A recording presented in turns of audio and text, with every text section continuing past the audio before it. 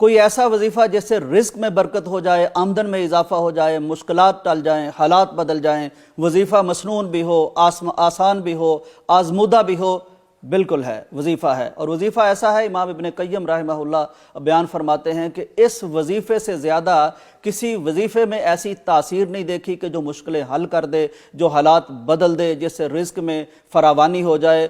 اور یہاں تک امام ابن قیم فرماتے ہیں کہ بڑے بڑے جابروں کا، ظالموں کا سامنا کرنے میں بھی یہ وظیفہ بڑا مفید ہے، اور بڑی بڑی باروب شخصیات، بادشاہوں کے سامنے جانے میں بھی یہ وظیفہ بڑا کارآمد ہے۔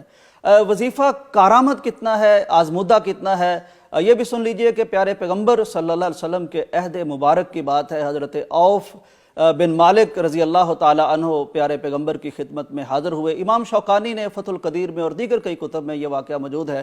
حضرت عوف بن مالک رضی اللہ تعالی عنہ پیارے پیغمبر کی خدمت عالیہ میں، خدمت اقدس میں حاضر ہوئے اور درخواست گزار ہوئے کہ پیارے پیغمبر، میرا نوجوان بیٹا، میرا لخت جگر، مخالفین چونکہ جنگ کے حالات تھے، اس طرح کی کیفیت تھی، تو وہ میرے بیٹے کو اغوا کر کے لے گئے ہیں۔ ایک تو میرا دل تڑپتا ہے بیٹے کی یاد میں، جدائی میں، جوان بیٹا نہ جانے اس کا کیا بنا، اور دوسری طرف گھر کی حالت یہ ہے کہ فاقہ کشی ہے، غربت ہے، مفلسی ہے، نہ کھانے کو کچھ ہے، نہ بیٹا گھر ہے، یعنی اس طرح کے کٹھن حالات ہیں۔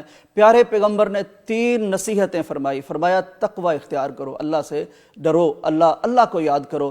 دوسرا فرمایا کہ صبر کرو، اور تیسرا فرمایا کہ یہ وظیفہ جو آج آپ کی خدمت میں پیش کرنے والا ہوں، یہ وظیفہ کرو۔ اور ایک روایت میں یہ بھی ہے کہ اپنی بیگم کے لیے بھی، یعنی صحابی کی بیگم کے لیے بھی تجویز فرمایا پیارے پیغمبر صلی اللہ علیہ وسلم نے کہ اسے بھی یہ کہو کہ وظیفہ کرے۔ وظیفہ کیا گیا۔ کچھ ہی دنوں کے بعد ایسا شاندار نتیجہ سامنے آیا کہ نہ صرف بیٹا، جوان بیٹا صحیح و سالم، صحیح سلامت واپس آ گیا، بغیر کسی زخم کے، کانٹا بھی نہیں چبھا، جان بچا کے آ گیا۔ نہ صرف خود آیا بلکہ مخالفین کے جو کیفیت تھی جنگ کی، اس میں لے گئے تھے۔ ان کے بعض روایت میں ہے اونٹ، بکریاں یا مویشی جو بھی تھے، وہ بھی ان کے ہنکا کے لے آیا۔ لگتا یہ ہے کہ انہوں نے کسی مشقت پہ لگایا ہوگا تو انہیں موقع ملا، تو نہ صرف خود آ گیا بلکہ وہ جانور بھی لے آیا۔ اب باوجود یہ کہ مفلسی تھی، لیکن حضرت عوف بن مالک پیارے پیغمبر کی خدمت اقدس میں اثر نو حاضر ہوئے اور فرمایا کہ اللہ تعالیٰ نے کرم کیا، وظیفے نے کمال کر دیا، بیٹا تو آ گیا لیکن ساتھ مویشی بھی لے کے آیا ہے، اب ان کا کیا کرنا ہے۔ حلال حرام کے بارے میں وہ بہت کانشیس لوگ تھے، پوچھنا ضروری سمجھتے تھے۔ نبی کائنات صلی اللہ علیہ وسلم نے فرمایا کہ چونکہ یہ ایک غنیمت کا مال ہے تو اس کو آپ جیسے چاہو خرچ کر سکتے ہو۔ ایک بات۔ دوسرا واقعہ سن لیجئے، ڈاکٹر محمد حماد لکھوی حفظہ اللہ تعالیٰ کو آپ جانتے ہیں، مفسر قرآن ہیں، متکلم اسلام ہیں۔ پنجاب یونیورسٹی میں ان کی تبلیغ، ان کے درس آپ سنتے رہتے۔ آپ کے والد گرامی کا یہ واقعہ ہے۔ آپ کے والد گرامی دنیا سے بے نیاز اللہ کے ایک ولی، صاحب تقوی بزرگ تھے، اور ان کی زندگی تبلیغ اسلام میں گزر گئی، ذکر اذکار میں گزر گئی۔ کہتے ہیں کہ ان پر ایک وقت ایسا آیا کہ وہ چونکہ دوروں پہ نکلتے اسلام کے لیے، تبلیغ کے لیے، تو کئی دن گزر جاتے، ہفتے گزر جاتے، اور شاید کئی دفعہ مہینے بھی گزر جاتے، گھر واپسی نہ ہوتی، روزگار تھا کوئی نہیں، گھر میں کیفیت اس طرح کی تھی۔ ظاہر ہے ڈاکٹر صاحب اس وقت چھوٹے ہوں گے، باقی بچے بھی، تو گھر کا روزگار بھی چلانا تھا، رزق کا معاملہ بھی تھا۔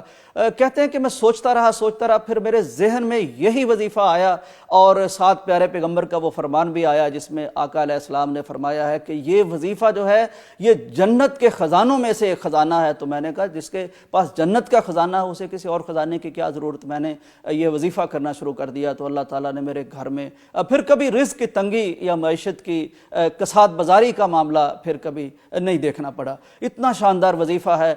حضرت ابو ذر غفاری رضی اللہ تعالیٰ عنہ بیان فرماتے ہیں کہ میرے پیارے حبیب نے مجھے بھی یہ ارشاد فرمایا تھا کہ یہ وظیفہ کیا کرو۔ وظیفہ یعنی آزمودہ بھی ہے، مسنون بھی ہے، یہ تو آپ کو پتہ چل گیا، اور اس کے فائدوں کا بھی پتہ چل گیا۔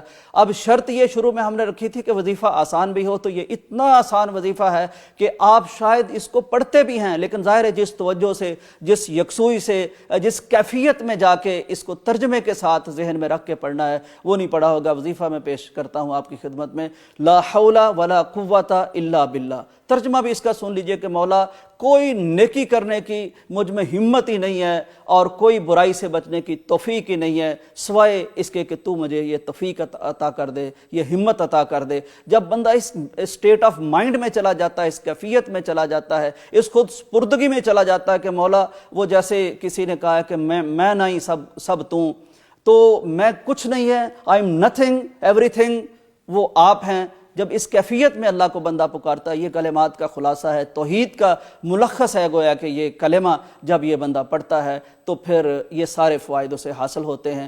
اس کو حرز جاں بنا لیجئے، اس کو وظیفہ معمولات بنا لیجئے، اس کو پڑھیے، بچوں سے کہیے پڑھیں، بیگم سے کہیے پڑھیں، اور خود بھی بکثرت اس ذکر کو لا حول ولا قوت الا باللہ کو پڑھتے رہیے. انشاءاللہ مشکلات ٹل جائیں گی، حالات بدل جائیں گے، رزق میں اضافہ ہوگا، برکت نصیب ہوگی، اور بڑے بڑے جابروں کا سامنا کرنے کی اللہ تعالی ہمت اور توفیق عطا فرما دے گا.